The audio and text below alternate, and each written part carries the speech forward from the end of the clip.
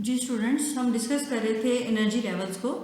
तो इलेक्ट्रॉन्स जो हैं, जब हमने देखा कि जब तक अपने एक फिक्स एरिया में हैं तो वो एनर्जी जो है रिलीज़ नहीं करते, ना ही एब्जॉर्ब करते हैं। वो सिर्फ एनर्जी तब रिलीज़ करते हैं जब वो अपने ऑर्बिट को चेंज करते हैं। और इसकी एक्सप्लेनेशन के लिए मैं आपको वही एनिमेशन का लिंक जो आपके साथ शेयर किया है उसको अगर आप देखें तो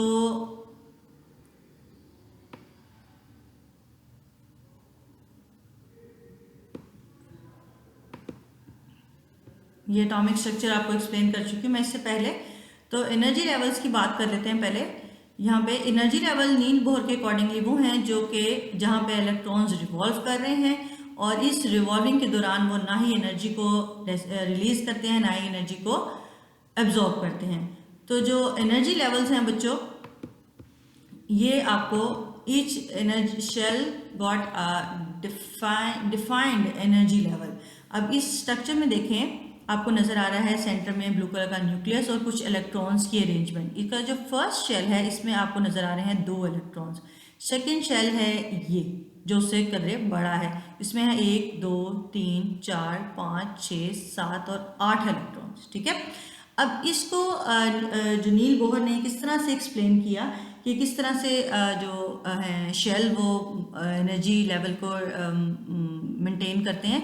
तो यहाँ उसने बताया कि जो फर्स्ट शेल है बेटा, उसमें होते हैं सिर्फ 2 इलेक्ट्रॉन्स ऑक्यूपाई हो सकते हैं, क्योंकि ये शेल की देखें जो विसिनिटी है इन न्यूक्लियस के गिर्द ये थोड़ी है और इस विसिनिटी में 2 इलेक्ट्रॉन्स जो हैं वो रिवॉल्व कर सकते हैं।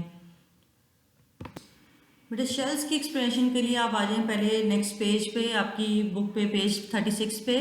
ये शेल्स को पहले मैं एक्सप्लेन करना चाह रही हूँ, जिसके अकॉर्डिंगली नील बोहर ने इलेक्ट्रॉन्स या एनर्जी लेवल को एक्सप्लेन किया है, इलेक्ट्रॉन्स की फीलिंग को।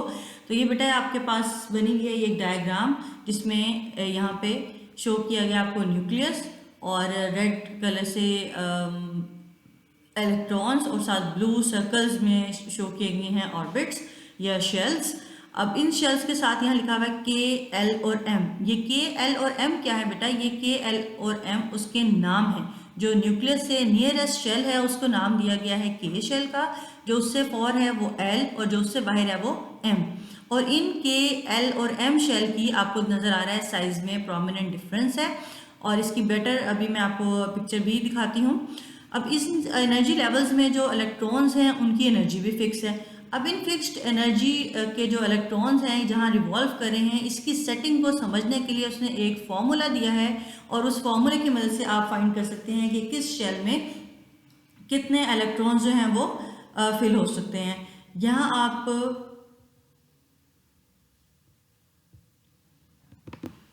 ये पहले देखें, इसमें एनर्जी लेवल जहाँ से मैंने आपको इससे पहले भी दिखाया है, यहाँ पे देखें ये है जी। सबसे पहले ब्लिंक किया उन्होंने के शेल, फिर एल शेल और फिर एम और उसके बाद एन शेल।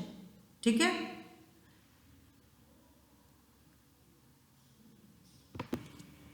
के शेल जो है बेटा वो है आपका न्यूक्लियस के अराउंड फर्स्ट शेल। ठीक है, और जो एल शेल है वो न्यूक्लियस के अराउंड सेकेंड शेल है। इस तरह जो एम है वो थर्ड और एन जो है वो फोर्थ शेल है। ठीक है, अब इन शेल्स में बेटा किस तरह से एनर्जी की इलेक्ट्रॉन्स की सेटिंग है इसका आपको समझ आ गई। अब इस बात की तरफ आते हैं कि देखें पॉइंट नंबर 4। पॉइंट नंबर 4 में बोहर एटॉमिक थ्योरी के according when an electron jump from lower orbit to higher orbit it absorb energy.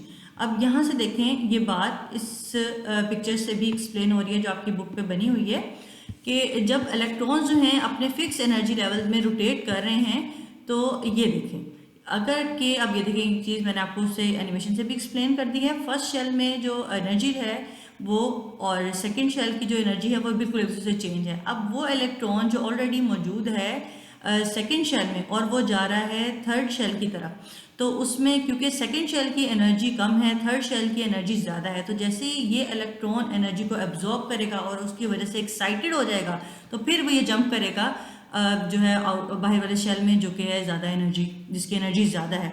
और वो इलेक्ट्रॉन इस डायग्राम में देखें इस जगह पे जिसकी एनर्जी ज़्यादा है और वो लो एनर्जी लेवल की तरफ आना चाहता है या आएगा, तो वो ऐसी क्या सिचुएशन है, वो आएगा पहले वो अपनी उस हाई लेवल की एनर्जी के जो डिफरेंस है उसको, उतनी एनर्जी को रिलीज़ करेगा, वहाँ से एनर्जी लूज़ होगी तो वो जंप करेगा अपने लो एनर्जी लेवल शेल की तरफ, ठीक है। तो यानी एनर्जी का जो चेंज है वो उसकी दो ही सिचुएशंस हैं, या तो इलेक्ट्रॉन अपने जो लोअर ऑर्बिट है वहाँ से हाई ऑर्बिट की तरफ जाए, हाई एनर्जी ऑर्बिट की तरफ जाए, या फिर हाई एनर्जी ऑर्बिट की तरफ से लो एनर्जी ऑर्बिट की तरफ आए। तो इन दोनों सिचुएशन में एनर्जी चेंज होती है और एनर्जी रिलीज या एब्जॉर्ब होती है। अब इस बात को बेटा जो कॉमन ऑब्जर्वेशन है वो ये कि बच्चे इस बात को मिक्स कर देते हैं, उन्हें नहीं पता चलता कि कब एनर्जी रिलीज करते हैं तो कब एनर्जी एब्जॉर्ब करते हैं। बेटा प्लीज़ इसको आपने मिक्स नहीं करना कि कब एनर्जी एब्जॉर्ब करते हैं, when they it jump from higher orbit to low orbit, ये एनर्जी रेडिएट करते हैं, और जब jump from low orbit to higher orbit ये एनर्जी को एब्जॉर्ब करते हैं। अब इस एनर्जी को जो चेंज है उसको उसने फिर एक्सप्लेन किया है प्लांक इक्वेशन के थ्रू।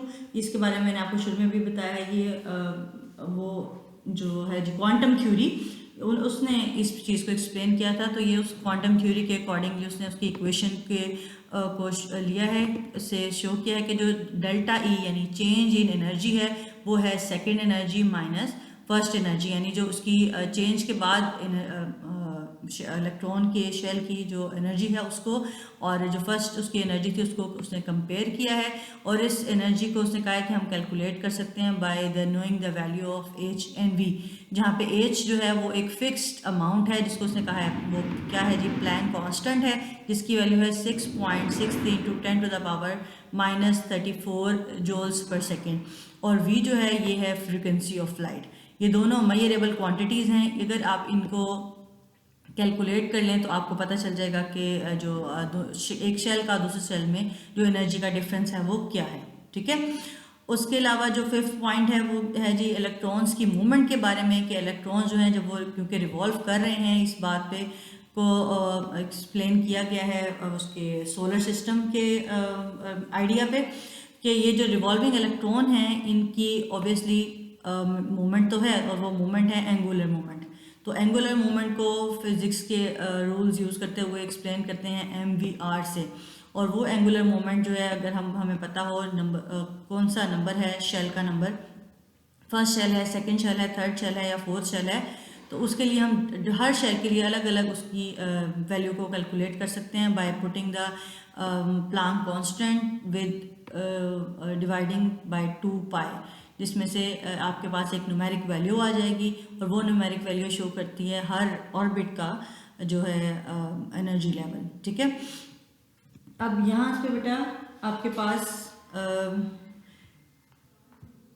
जो चीज़ रह गई है इसमें से बोहर के एटॉमिक थ्योरी में से वो है इसका अच्छा, इस पहले मैं आपको ये बता दूँ, ये देखें जी एक एंगुलर मोमेंटम कैलकुलेट हुआ है आपका जो नेक्स्ट पेज पे टेस्ट योरसेल्फ वाला बॉक्स है, उसमें ये angular momentum that is equal to MVR/NH/2π। यहाँ पे देखें फर्स्ट शेल के लिए आपको कैलकुलेट करके दिया गया, जिसमें n की वैल्यू 1 है, h की वैल्यू जो अभी मैंने आपको बताई फिक्स है प्लैंक कांस्टेंट की, वो वैल्यू है 2 की जगह पे 2 है, और पाई की जगह पे पाई की वैल्यू है दैट इज 3.14। तो ये बनता है जी 1 × 10⁻³ किलोग्राम्स मीटर स्क्वायर पर सेकेंड, ठीक है। तो ये है एंगुलर मोमेंटम फर्स्ट शेल का। तो आप यहाँ से बाकी शेल्स का second, third and fourth shell का भी कैलकुलेट कर सकते हैं, बस n की जगह पे आपने 1, 2 या 3 लिखना है। अच्छा जी, अब जो बात रह गई है वो ये कि इसका डिफरेंस, दोनों आइडियाज़ में डिफरेंस क्या है। तो दोनों आइडियाज़ को कंपेयर किया गया नेक्स्ट पेज पे, कि जो रदरफोर्ड की थ्योरी थी वो क्लासिकल थ्योरी की बेस पे थी, कि जो मूविंग चीज़ है वो जो है हर वक्त एनर्जी को चेंज करती है, जबकि जो बोहर की थ्योरी है वो थी क्वांटम बेस पे, क्वांटम थ्योरी की बेस पे।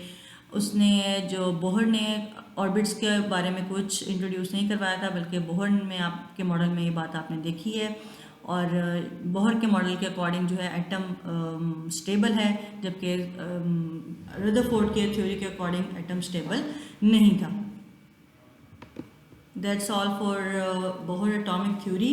अब इसकी इंशाल्लाह हम प्रैक्टिस करेंगे इलेक्ट्रॉनिक कॉन्फ़िगरेशन की, तब ये शेल वाली बात आपको मज़ीद एक्सप्लेन हो जाएगी। आज जो चीज़ें आपने सीखी हैं इसको बुक से ज़रूर पढ़ें और इसको साथ ही याद कर लें। ये चीज़ें थोड़ी सी टफ हैं और बच्चों को याद करने में मुश्किल लगती हैं, लेकिन आपको इंशाल्लाह आसानी हो जाएगी लेक्चर सुनने के बाद। Thank you very much, best of luck, अल्लाह हाफिज़।